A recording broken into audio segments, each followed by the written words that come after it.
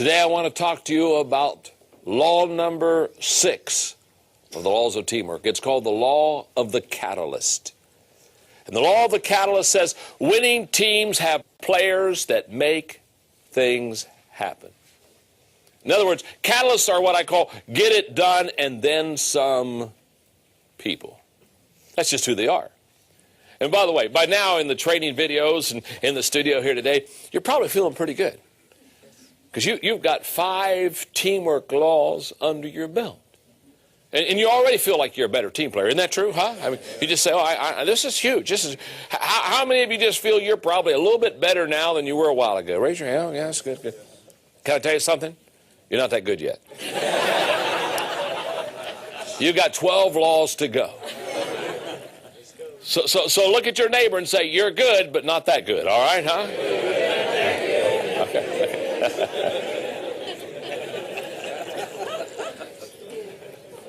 One of the privileges I have in teaching leadership for companies and organizations is every once in a while I get to do something that's really a lot of fun. And this year I was able to go to Washington, D.C. and do the NBA All-Star Game. And being a basketball fan, this was fun. Okay, and so I went and spoke to the players and some of the personnel in basketball. And when I finished speaking, Ed Rush, who's the head of the NBA officials, came up to me and introduced himself, and he said, John, he said, we take your book, The 21 Qualities of a Leader, and that's the book we train all of our NBA refs. And you're our mentor. And it's so fun. You know, I said, oh, good, wonderful. And he said, we want to take you to lunch. I said, even more wonderful. He said, we're going to buy. I said, this is really wonderful. and so I went to lunch with half a dozen NBA refs. And so we had a great time, and they asked me a lot of questions on leadership, and they started asking me things about teamwork because they knew it back then that I was writing this book. In fact, we're going to do training with the NBA refs in the area of teamwork and have some fun there. But we had a wonderful, wonderful lunch, probably about a 2.5-hour lunch, of which I said, I don't get this opportunity to have NBA refs around me all the time. So I said, I've got some questions, basketball questions. And so, of course, me loving sports and basketball, I began to really ask some questions. And one of the questions I asked is, I said, who is the greatest player to ever play in the NBA? And to a man, all 6 of them looked at me, and basically it said the same thing. Do you want us to exclude Michael Jordan? And all of a sudden I realized there were great NBA players, but these NBA refs set Michael Jordan off clear to the side because he was in a class all by himself. Now, as I probed them a little bit about what made Michael Jordan great, they said more than his skills, more than his giftedness, more than his athletic ability, more than his leaping ability, more than his all this stuff. They said what made Michael Jordan great is that if you were on Michael Jordan's team, in fact, one of the NBA refs said, think about it, John, you're in the NBA Finals, and Michael Jordan is one of your teammates. He said, you knew deep down inside you were going to win. You knew somehow, some way, that guy was going to be the catalyst on the team and bring your team to victory. And I can still remember watching them play Utah a couple of years ago with my son, Joe Porter, and the game was very close, and it was down to the last few seconds, and the Chicago Bulls had the ball, and I said, Joel, I will guarantee you something. He said, what's that, Dad? I said, I will guarantee you Michael Jordan will shoot the ball, and I'll guarantee you he'll make the basket. That's exactly what happened. Why? Because Michael Jordan is a catalyst. Now, every team, to be effective, has to have that person that you just get the ball to. And here's the way I want to explain the catalyst for you. On your team, on the team that you're on, when the chips are down or where the basket needs to be made or the goal needs to be reached, who's the player that you give the ball to? That's the catalyst player. For example, the president of our Enjoy Stewardship Service Company is a man, and David Sutherland is not only the leader, the president of the team, he's a major catalyst. Let me explain. Several years ago, Enjoy Stewardship Services is a company that helps churches raise money for building programs, debt, retirement. And we have a goal. Within a couple of years, we will in 1 year raise over $1 billion for local congregations. So God's blessed us, and it's just a wonderful, wonderful experience. Okay, but way back 6 years ago, when this company was just being started and Dave was ahead of it, if we did 30 churches a year, we were excited. And I'll never forget, in December, the first December, I was going through the office one day, and I saw his wife, Roxine, and I said, Roxine, where's Dave? I haven't seen him for a couple of days. Oh, she said, John, she said, he's on the road. I said, what's he doing? And she said, well, he has this goal. He's of how many organizations he wants to help raise money this year. He has this goal, this number. And she said, he's short of the goal. And so she said a couple of days ago he left and he said, Roxine, I haven't met my goal yet. I'll come home when I've met my goal. So she said, I don't know, 2 days, 2 weeks, who knows? But she said, here's what I want you to know. She said, I've lived with him now, she said, for several years. She said, here's what when he comes home, he will have hit his goal. That's a catalyst. A person that is going to make it happen. So let me give you the characteristics of a catalyst. There are 9 of them. Number 1, intuitive. In other words, they sense things that others do not sense that makes the team successful. There's an intuitiveness about them. By the way, the best leaders, the natural leaders, the, quote, born leaders, have an intuitiveness within them.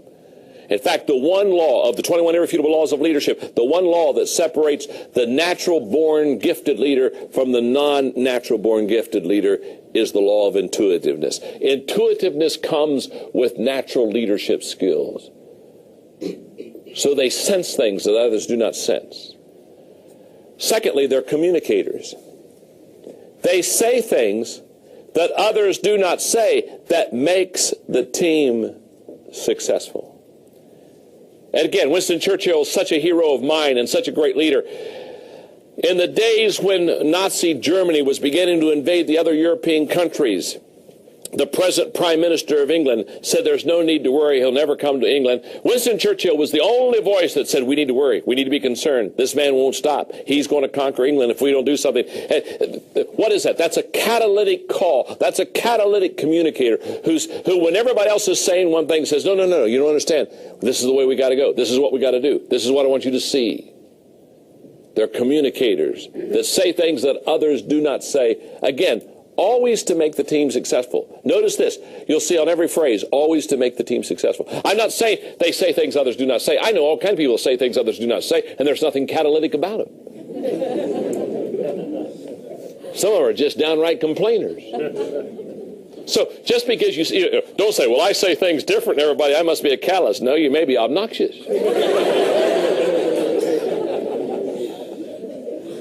You understand? You say things that others do not say to make the team successful. You sense things that others do not sense to make the team successful. The third characteristic of a catalyst leader is they are initiators. They do things that others do not do that makes the team successful. They initiate. You don't have to tell them. They're already there. In fact, I've always said, you show me a person that can initiate and you show me a person that can close. And you've got the bookends of success right there. But catalytic people are initiators. Number 4, they're passionate. They feel things that others do not feel. Again, that makes the team successful. They're passionate. They're like David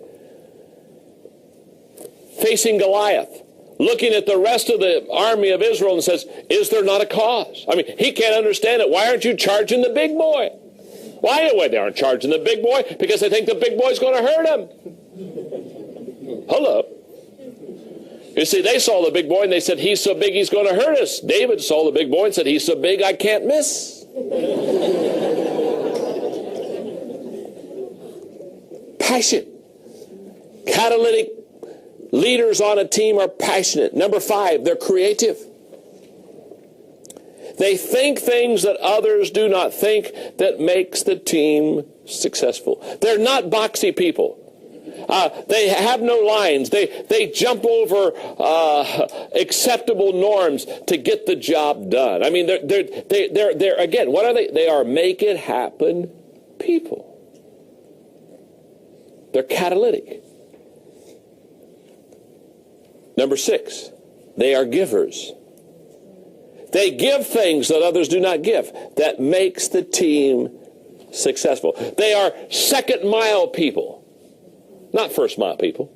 Second mile people. My friend Zig Ziglar said, get on the second mile road, because he says there's less traffic there. How true that is. They're givers. They do their part, quote, and then some. Number 7, they're responsible. They carry things that others do not carry. That makes the team successful. They carry their load, and then some. Number 8, they're gifted. They can do things that others cannot do. That makes the team successful. There's a certain ability and giftedness that makes the difference of this team player. And number 9, they're leaders. They influence people that others do not influence. That makes the team successful. Now, let's talk about it for a second. In finding a leader, in finding this person that's going to be a catalyst on your team, what I want you to understand is something very simple here. When people ask me to help them get a picture of a leader, one of the first things I share with them about leaders is leaders have the ability to make things happen. That's a fact. Leaders make things happen. In fact, let me put it this way. If you cannot make things happen for yourself, you can't make things happen for others. So the first thing you do when you're looking for a leader is look for somebody who can make things happen. Because if they have the ability to produce, if they have the ability to bring home the bacon, hello? Instead of belch out the bologna? If they can bring it home, if they can do it for themselves, there's a high probability they can do it for others. If you can't do it for yourself, you probably can't do it for others. So catalysts on team, they're going to somehow find a way to get you over the top. A few weeks ago, I was in London, and when I was in London, I was with 3 wonderful friends, Andy Steimer, Tim Elmore, and Dan Ryland. Now, Tim and Dan were with me because for 20 years they've been on my team. So 20 years ago we started the journey together, so I said, guys, let's go to London for a week and let's do stuff we like to do. Let's do a little C.S. Lewis study. Let's do some John Wesley stuff. Let's go do some shows. And we had an incredible time. But Dan Ryland is a Beatles fan. So we went to a play of the Beatles, which he loved. It was good. It was a good play. But then the highlight was the last Saturday morning before we were all to take off to go back to the States. Dan said, what we need to do is we've got to go to Abbey Road. And we've got to go, the picture, where the Beatles are crossing the street at Abbey Road. He said, we have got to take this picture at Abbey Road. And I said, yeah, because I love Beatles. So I said, yeah, you're right. We got to go to Abbey Road. And I just volunteered. I said, I'll be the guy who takes the shoes off. You know what I mean? I'll be the barefoot guy. And so we got a taxi cab because our wives want to go. So we got a couple taxi cabs. And so we pull up to Abbey Road. And much to our disappointment, the road's closed. And there's a big truck out there, with the big ladders on it. And there are cones out over the road and huge sign says road closed. And our cab driver, he pulls up, goes slow, and he says, I'm so sorry. He said, the road's closed. And he started to pull away. I said, stop. Stop. I said, don't go. He said, the road's closed. I said, you don't understand. I said, I think we can make this happen. So I got him to pull over. Now, on the way over, the cab driver told us the whole time we were going over, he kept saying to us, he said, now, guys, I don't want to disappoint you, but he said, this is a pretty popular place. And he said, a whole bunch of people will be here, and usually you have to stand in line, and everybody's got their cameras, and everybody's doing their little job of going across the street, the whole deal. And so he said, I'm not trying to discourage you, but he said, this may be a long wait. Well, it says road closed. There is no wait. So I said, pull the thing over. So we all get out, and the guys are kind of looking at me and says, guys, hang on. And I go over to the workers of the road, the guys over there that put out all the cones, and we're, basically doing what the workers of the road do, standing at the side of the road.